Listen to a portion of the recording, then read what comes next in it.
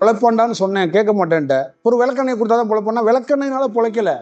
அவன் சமாதி நிலையில தியானத்தை பண்ணி இந்த உயிரை மீட்டு எடுத்துட்டு வந்திருக்காரு.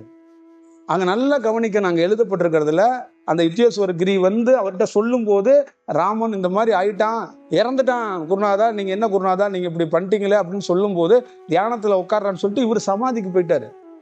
சமாதியில போய் என்ன பண்ணாரு, அந்த உயிரை எப்படி மீட்டு எடுத்துட்டு வர்றது, அந்த ப்ராசஸுக்குள்ள இறங்கிட்டாரு. இப்ப இவருக்கு முன்னாடியே தெரியும்.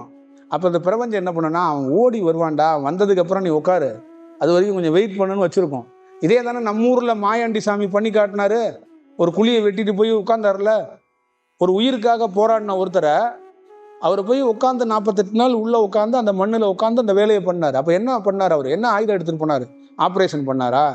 இந்த 2 சுவாசத்தையும் கவனிச்சு ஒருத்தன் குழியை வெட்டி மண்ணுக்குள்ள சமாதி தியானத்தை பண்ணாரு.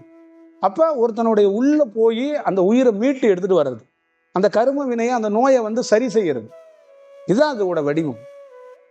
இறந்தவனை காப்பாற்ற முடியும், இல்லை இறந்தவனுக்கு ஆன்ம விடுதலை கொடுக்க முடியும்னா எப்படி கொடுக்க முடியும்? பிஃபோரா போனாதான், தியானத்துக்குள்ள உள்ள போனாதான் அதை வெளியில எடுத்துட்டு வர முடியும். மேலோட்டமா நின்று எடுத்துட்டு வர முடியாது. புரியுதுங்களா?